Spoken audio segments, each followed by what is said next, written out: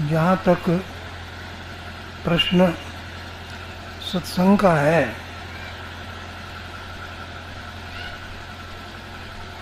मेरा प्रयास तो ये होता है कि अधिक से अधिक व्यक्तियों को निमंत्रित करूं, बुलाऊं, क्योंकि प्रचार के लिए हमारे यहाँ कोई प्रतिबंध नहीं है। दुनिया के सारे धर्म केवल ईश्वर की प्राप्ति के लिए हैं और सत्संग का भी एक ही उद्देश्य है, परमात्मा की प्राप्ति, सत्य की प्राप्ति, सत्य को पहचानना, ये जीवन का लक्ष्य है। सत्य माने परमात्मा। उस सत्य का ज्ञान हो जाए, उसका प्रयास मनुष्य जीवन का धर्म है। इसलिए सभी धर्मों, सभी संप्रदायों,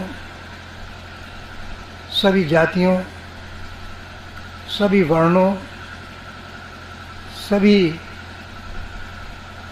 व्यक्तिगत समूहों को इसमें भाग लेना चाहिए। इसके लिए दो मार्ग हैं।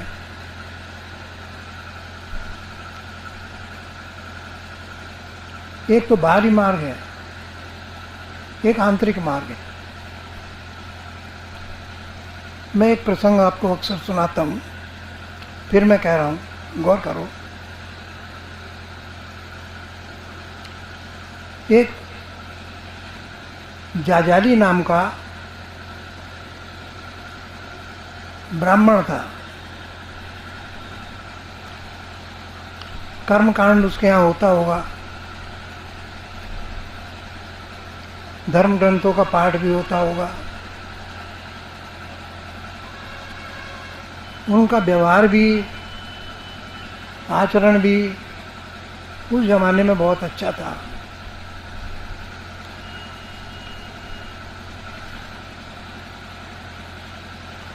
आज तो सबसे बड़ी समस्या ये है कि आचरण को भी सुधारने में वक्त लगता है। आदमी में इस तरह के जीवन में अवगुण आ गए हैं, समाज ऐसा बन गया कि उन्हें सुधारने में बड़ा टाइम लगता है। कभी कोई ना कोई ऐसा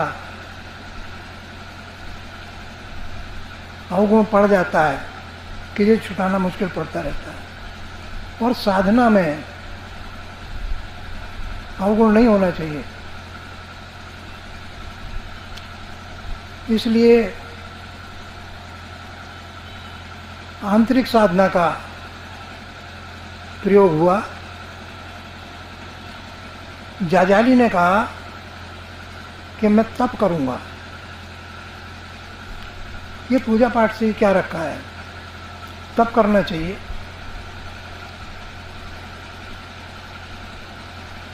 जंगल में चला गया, एकांत में चला गया, एक नदी के किनारे झोपड़ी डाल ली, जो अपना मंत्र जाप करता होगा वो प्रारंभ किया। अब तक बाहर से करता था, अब अंदर से सुनने का प्रयास करने लगा। आंतरिक हो गया। साधना बदलती गई, वर्षों बीत गए, कुछ फल हाथ नहीं आया। काफी लंबे समय के बाद एक दिन उसने नहाने के बाद अपना जो अधोवस्त्र था पहने था, उसने उसको एक पेड़ पर डाल दिया सुखाने के लिए।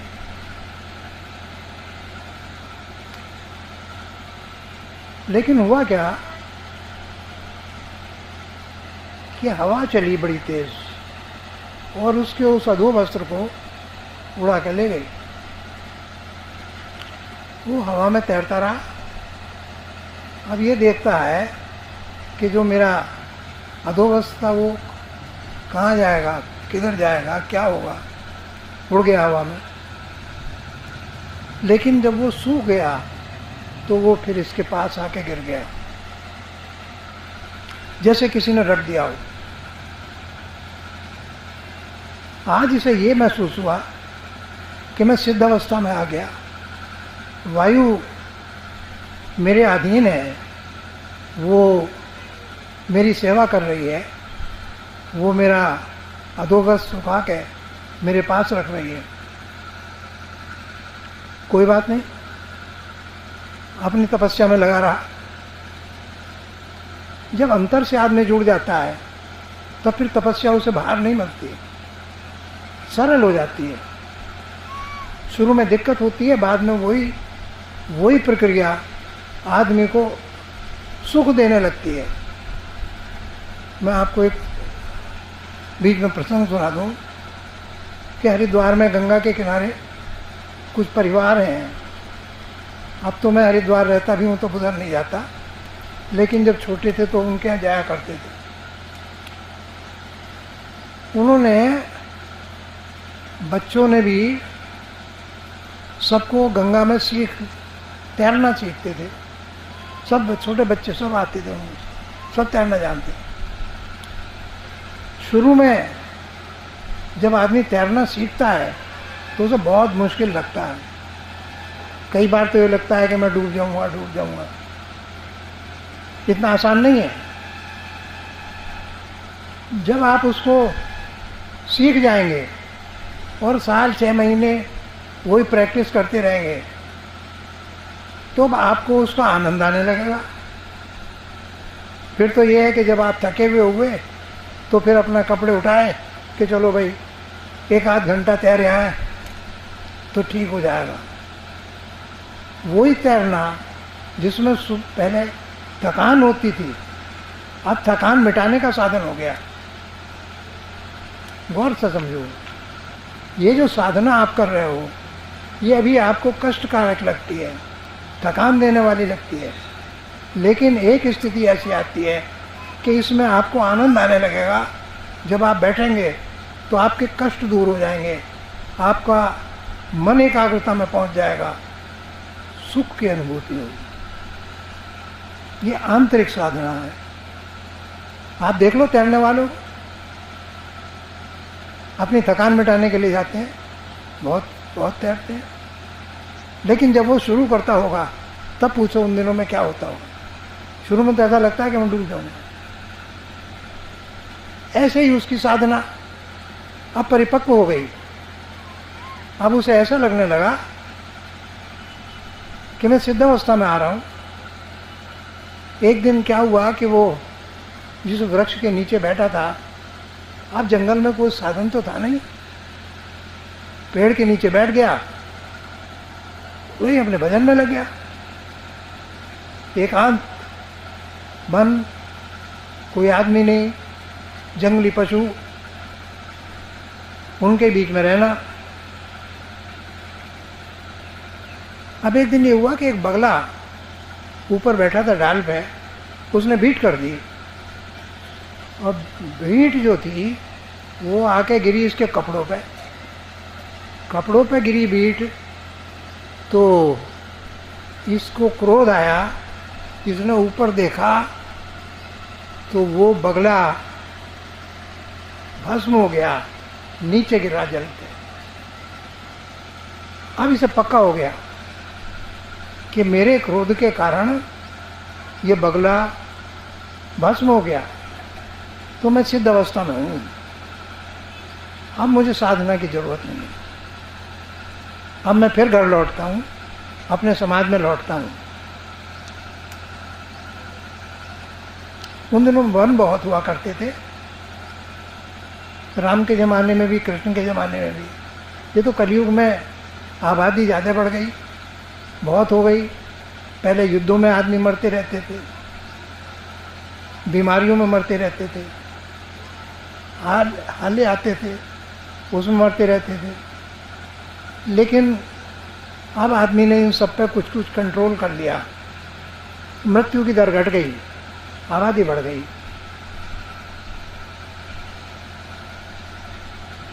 अब गांव वहाँ से दूर पड़ता था, सोचा कि चलो गांव में चलता हूँ, वहाँ भिक्षा करूँगा।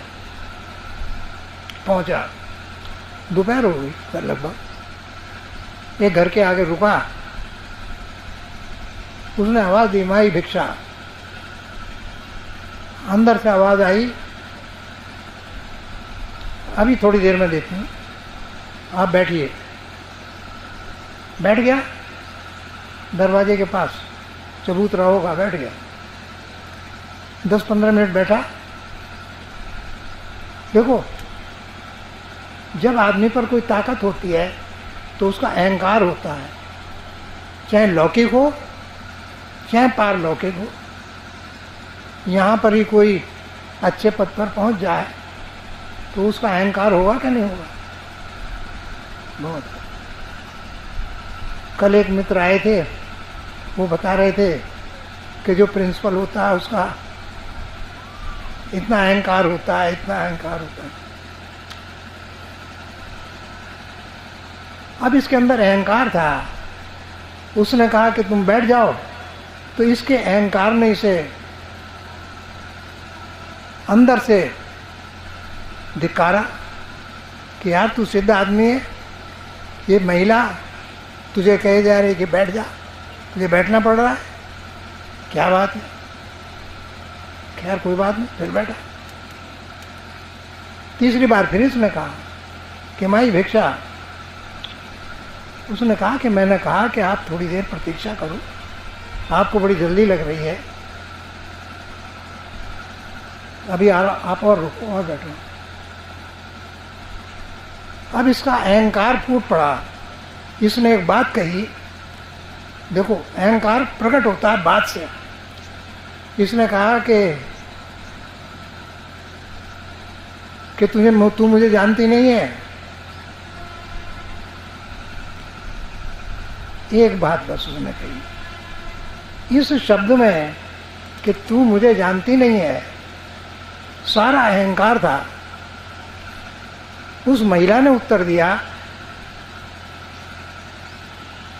कि महाराज, मैं जंगल की चिड़िया नहीं हूं जो तुम्हारे देखने से भस्म हो जाऊंगी। अब ये सोचने लगा कि उस जंगल में तो मैं निकला था, वहां पर कोई था नहीं, इसे कैसे पता चल गया? इसका तो कोई साधन नहीं, ये अपने घर में बैठी है, मैं जंगल में बैठा हूं। अब तो ये बड़ी ताज्जुब की बात है। इसका मतलब ये मुझसे भी ज्यादा सिद्ध है, और ये तो गृहस्थी है।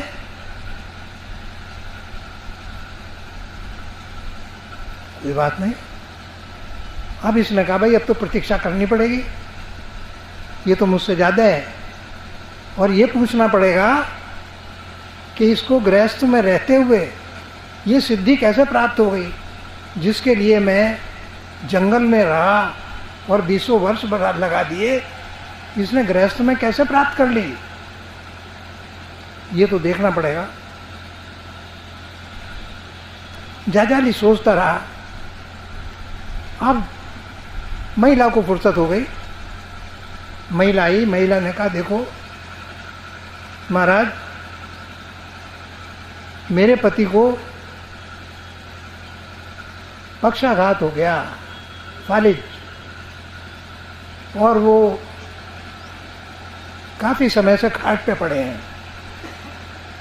सुबह को मेरा कर्तव्य ये होता है कि उनको मलमूत्र कराऊं, उसे साफ करूं, फिर उन्हें नहलाऊं, और नहलाने के बाद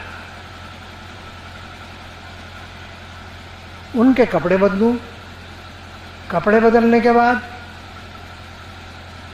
मैं उनके लिए खुद नहाऊं, मैं अपने कपड़े बदलूं, उनका बिस्तर बदल दूं, इतना कर्म करने के बाद जो वैद्य ने औषधि बताई है, मैं उस औषधि को तैयार करती हूँ, वो औषधि पिलाऊँ। फिर उसके बाद मैं उनके भोजन को वो तैयार करूँ, और भोजन को जब तैयार हो जाए तो उन्हें खिलाऊँ। जब वो खा चुकते हैं तब मेरे घर जो अतिथि आया है उसको खिलाना मेरा धर्म है। तुम मेरे अतिथि हो, तुम्हें भोजन कराना मेरा धर्म है। मैं अपने धर्म से नहीं हट रही, लेकिन ये पहला धर्म था, ये दूसरा धर्म है। तुम्हें भोजन कराना भी है, लेकिन ये कर्म पहले करना था, क्योंकि रात भर वो तकलीफ में पड़े रहते हैं। अगर उस बीमार को मैं सुख नहीं दे सकती तो मेरा जीवन बेकार है, मैं अपने धर्म का पालन नहीं कर रही। और तुम्हें खिलाने के बाद तब मैं भोजन करूंगी बाद में। मेरे भोजन का नंबर सब में बाद में है। और मुझे पता है कि जब तुम जंगल से चल कर आए हो तो तुम्हें भूख लग रही होगी, तुम भूख मिटा लो, अपना खाना खाओ। तो वो बोला, माई मेरी भूख प्यास तो सब मिट गई, न मुझे भूख है न मुझे प्यास है। तो उस महिला ने क्या कि मुझे पता है तुम क्या सोच रहे हो, मैं जानती हूँ। तो बोला, क्या सोचती हो? बोला, तुम्हारे अंदर ये प्रश्न है कि जो विद्या मैंने इतने दिनों में वहां सीखी, ये गृहस्थ में रहते हुए कैसे सीख गई, ये कैसे आ गई? और अगर ऐसे आ सकती है तो जंगल में जाकर तप करने का क्या फायदा है? क्यों टाइम खराब करा जाए, घर में ही न रहा जाए? बोले, यही तो प्रश्न है तुम्हारा, यही प्रश्न है कि तप करने से क्या फायदा है, गृहस्थ में हो सकता है। देखो, गृहस्थ का धर्म कर्म है, कर्म। हम लोग गृहस्थी हैं, हमें कर्म करना चाहिए। पैसा कमाना है तो कर्म करना चाहिए, सेवा करनी है तो पैसा चाहिए, लगता है। पैसा नहीं कमाओगे तो खर्चे ऐसे करोगे, कर्म करना पड़ेगा। सेवा में भी कर्म करना पड़ेगा। किसी को भोजन कराओगे तो वो खाना बनाना पड़ेगा कि नहीं बनाना पड़ेगा? कोई सन्यासी भी आता है, कोई भूखा भी आता है, कोई मेहमान भी आता है, अतिथि होता है ना। अचानक कोई भी आ गया, वो भी धर्म है। गीता में धर्म की व्याख्या बिल्कुल अलग है।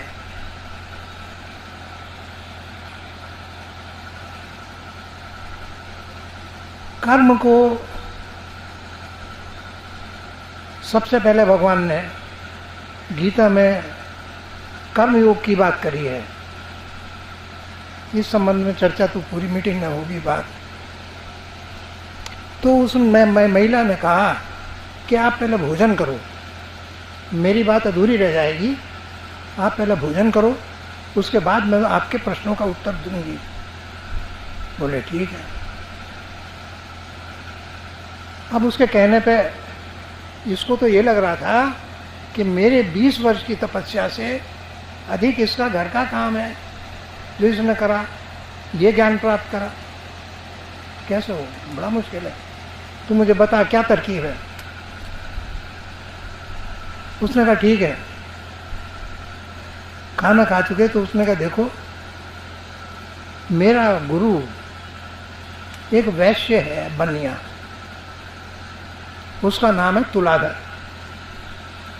तुलाधर नाम का एक वैश्य है जो पास के गांव में रहता है, पास की नगर में, और सारे नगर की जितनी आवश्यकताएं होती हैं वो पूरी करता है। किसी को दवाई मंगानी है, किसी को अनाज मंगाना है, किसी को कुछ मंगाना है, सब वो करता है। बोला, एक ही मात्र वो व्यक्ति है जिसके यहाँ सब लोग जाते हैं, जिसकी जो ज़रूरत है वो पूरी करता है। और सुबह से लेके वो यही करता है आप उसके तुलाधर के यहाँ जाओ, वो आपकी सारी शंकाओं का समाधान करेंगे। तो बोले मुझे पहचानेगा? बोले कि वो पहचानेगा, आप जाइए तो सही, वो मेरा गुरु है, वो मुझसे ज़्यादा जानता है। अब इसने सोचा कि इसका गुरु है, लेकिन मैं ब्राह्मण हूँ, वो बनिया है, तो मैं किस तरह से उसका शिष्य बनूंगा। कई तरह के प्रश्न इसके दिमाग में आए। और फिर वो गृहस्थी है, मैं सन्यासी हूँ, तो कैसे हो, जाऊं कि नहीं जाऊं। लेकिन फिर मन में बात ये आई कि अगर इसका रहस्य पता चलता है तो मुझे जाना चाहिए। खैर चला गया। रात को तो नहीं पहुंच पाया, किसी मंदिर में विश्राम करा। सुबह उठ के वो उसके यहाँ पहुंचा तो उसने देखा कि उसके यहाँ भीड़ लगी हुई थी सुबह को, और कई उसके नौकर थे, सेवक, वो जो मांग रहे थे लोग उनको सामान दे रहा था, यही काम था उसका।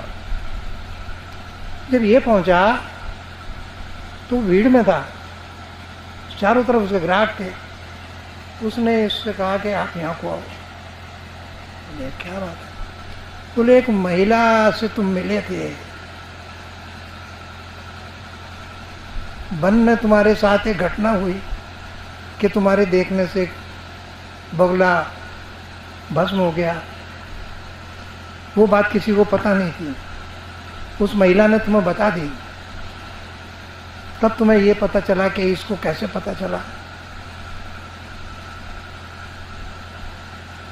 अब उससे आपने जानना चाहा। उसने कहा कि मैं, आप मेरे गुरु से पूछो, वो बताएंगे वो। तो ऐसा करो कि इस वक्त तो मेरे पास भीड़ है, मैं जो मेरे पास ये आए हुए हैं, मैं इनके काम कर रहा हूँ और इससे थोड़ा निमट लूँ तो मैं तुम्हें बुला लूँगा। तुम ऐसा करो कि सामने पेड़ के नीचे जाके बैठ जाओ, जब मुझे वक्त मिलेगा मैं आपको बुला लूँगा, आपकी शंका का समाधान हो जाएगा। तो वो सोचने लगा कि उस महिला से तो मैं मिलकर आया था, इसे कैसे पता चल गया, इसे कैसे ज्ञान हो गया, और ये भी क्या ज्ञान हुआ कि मेरी क्या बातचीत हुई। तो बोला है तो ये भी ज्ञानी। जब उसके पास ग्राहक निमट गए, एक दो रह गए, तो उन्होंने नौकरों से कहा कि भाई इनका सामान दे दो, और उसको बुलाया, आओ अब। उसने कहा कि देखो अब आप समझो, आप सब लोग समझो। उसने कहा कि जब तक आदमी कर्म के क्षेत्र में रहता है तो उसकी जाति होती है, वो ब्राह्मण का कर्म करता है, वैश्य का करता है, क्षत्रिय का करता है या शूद्र का करता है, कौन सा कर्म करता है वो उसे पता होता है। और ये जातियों का निर्धारण उसके कर्म के अनुसार तो हुआ, लेकिन जो ज्ञानी होता है वो ज्ञानी होता है, उसकी जाति नहीं होती। तुम्हारे संत रैदास हुए, उनकी कोई जाति रह गई? कोई जाति नहीं रही, वो तो संत हो गए। जिस श्रेणी में तुलसी बैठता है उसी संत में रैदास बैठता, सब एक से हो गए।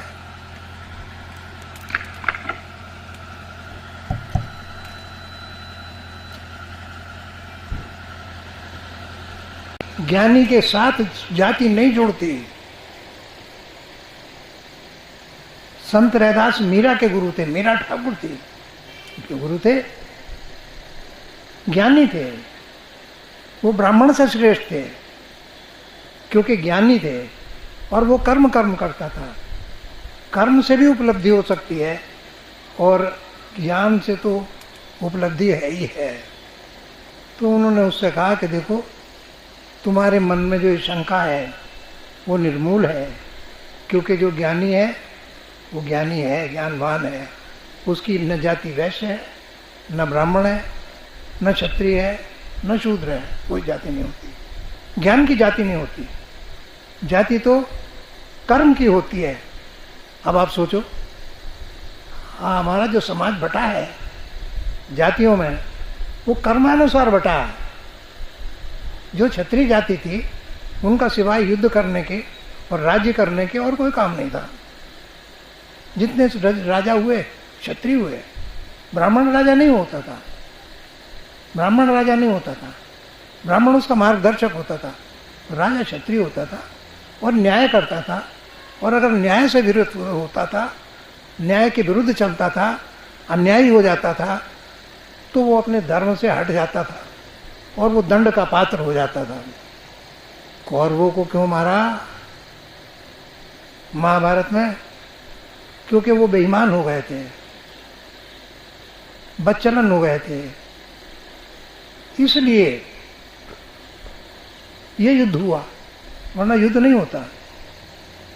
तो ये बात उसने समझाई कि ज्ञानी, ज्ञान की कोई जाति नहीं होती, वो तो ज्ञान है उसके पास। अब इसकी समझ में आया कि बात ठीक कहता है। इनसे बातचीत हुई, उसने कहा कि कर्म भी अगर श्रेष्ठ है तो उससे भी बहुत कुछ प्राप्त हो सकता है। वो जो महिला है वो किस भाव से अपने पति की सेवा कर रही है, उसे परमात्मा स्वरूप देख रही है, ये ज्ञान उसे हो गया, ज्ञान हो गया, सिद्ध हो गई। तुम ऐसा करो कि मेरा गुरु है एक बहेलिया, वो जंगल से चिड़िए पिड़िए लाता है और उन्हें मार मूर के बेचता है, वो मेरा गुरु है। तो उसने कहा यार ये तो अब कसाईयों में बेच देगा। ठीक है, आगे को कथा लंबी चलती है, लेकिन मैं यहीं पर रुकता हूँ। तो काल भगवान मना कर रहे हैं, रुकना चाहिए। सवाल ये है कि हम ज्ञान के क्षेत्र की बात कर रहे हैं, कर्म के क्षेत्र की नहीं कर रहे हैं। हम आपको कोई कठिन साधना नहीं बता रहे। गुरु महाराज ने कोई ऐसी साधना नहीं, उन्होंने ये कहा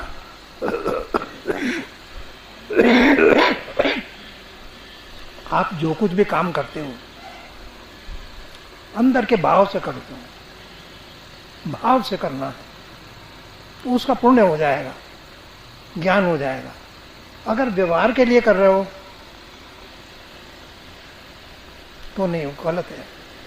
तो व्यवहार व्यवहार रहेगा, ज्ञान का हुआ, वो कर्म का फल मिल जाएगा। किसी जरूरतमंद को आपने 100 रुपए की जरूरत है, उसे दे दिए, ठीक है, बात खत्म हो गई। लेकिन अगर आपके अंदर ये भाव है कि ये कितना गरीब है, मजबूर है, अगर मैं नहीं दूंगा तो इसको बहुत नुकसान हो जाएगा, आप द्रवित होते हो उससे, आपका मनोबल और हो जाएगा। जरा सी बात है, सत्संग में कोई व्यक्ति आता है, वो सेवा करता है, सभी लोग साप्ताहिक करते हैं। साप्ताहिक करने में अगर उसका मन का भाव है तो साप्ताहिक में अलग आनंद आ जाएगा, भोजन में भी अलग हो जाएगा, आप देखना। और जो कोरम पूरा कर रहा है उसमें वो बात नहीं आ सकती, नहीं हो सकता। भाव का है।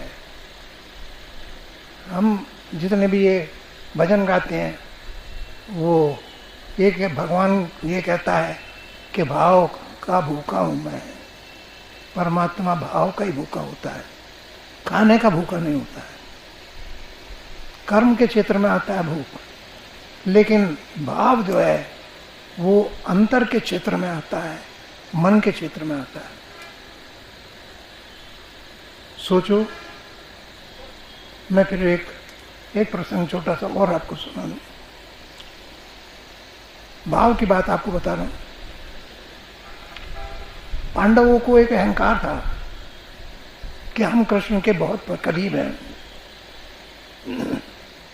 और वो दान भी करते थे, पुण्य भी करते थे, जैसा कृष्ण कहते थे, इशारा करते थे, करते थे। लेकिन कृष्ण ने कहा कि तुम दान के मामले में श्रेष्ठ नहीं हो। ये बात युधिष्ठिर को बुरा लगी। उन्होंने कहा महाराज मैं तो कभी झूठ नहीं बोलता, मैं आपसे बिल्कुल सत्य बात करता हूं, आपके आदेश का पालन करता हूं। बोला युधिष्ठिर ये बात नहीं है, भाव की बात अलग है।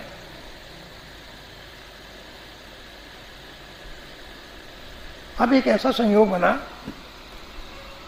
कि एक ब्राह्मण की मृत्यु हुई, और जिसकी मृत्यु हुई तो उसने अपने लड़के से एक बात कही कि देख मेरी एक इच्छा है कि जब मेरी मृत्यु हो तो मेरी चिता को चंदन की लकड़ी से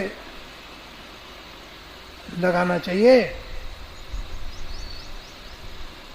अब उन दिनों में जिसकी भी जो जरूरत होती थी वो राजाओं के पास भागता था। अब वो ब्राह्मण तो मर गया, अब उसका लड़का पहुंचा तो युधिष्ठिर के पास पहुंचा, बोला कि महाराज मेरे पिता की मृत्यु हुई है, और वो मैं भाव की बात बता रहा हूं, वो ये कह गए अंत में कि मेरी चिता चंदन से बनाना, और मैं तो गरीब ब्राह्मण हूं, मैं इतनी चंदन की व्यवस्था कहां से करूंगा, तो आप ऐसी कृपा करो कि मुझे इतने चंदन की व्यवस्था कर दो। युधिष्ठिर बोले कि पंडित जी इस वक्त बारिश हो रही है, बहुत वर्षा का मौसम है, इस वक्त चंदन का व्यवस्था कहां से हो सकती है, मेरे पास तो चंदन सूखा नहीं है। उन्होंने अपने सेवकों से कहा कि देखो कि हमारे यहाँ जो लकड़ी रखी जाती है स्टॉक में, राजाओं के स्टॉक होता होगा उस जमाने में, कि देखो उसमें चंदन है। तो उनके सेवकों ने कहा कि हमारा चंदन तो है लेकिन वो सब गीला पड़ा है, पानी में भीगा हुआ है। तो बोले आपके चिता के योग्य तो नहीं है। और वो ब्राह्मण बड़ा दुखी हुआ, बोला महाराज आप राजा हैं, मैं आपके पास आया, यहाँ से भी मेरी पूर्ति नहीं हो रही है, तो क्या क्या मामला है। अब वो उधर पहुंचा, कौरवों के पास भी नहीं गया, कर्ण के पास पहुंचा सीधा। कर्ण से कहा कि महाराज जिस तरह से मेरे पिता की ये इच्छा थी कि मैं उनकी चिता चंदन से बनाऊं, और वो तो है नहीं, क्या करूं।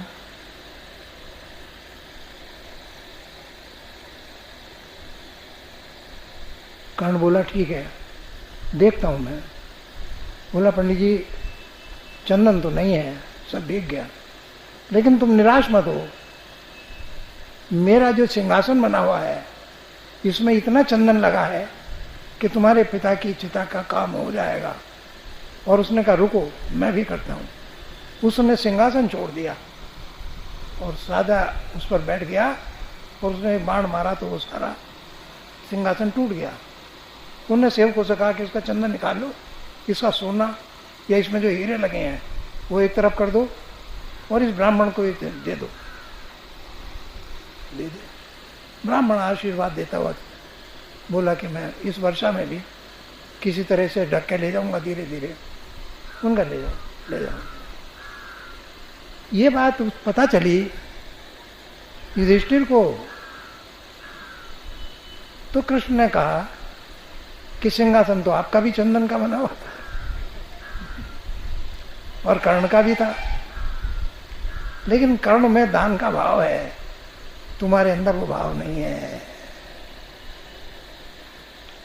सेवा का भी भाव होता है, जिसके अंदर सेवा का भाव होता है वो होता है। बाहर से सेवा करना एक अलग बात है, वो कर्म है, और मन के भाव से करना ज्ञान है। बस इतना से पर इतना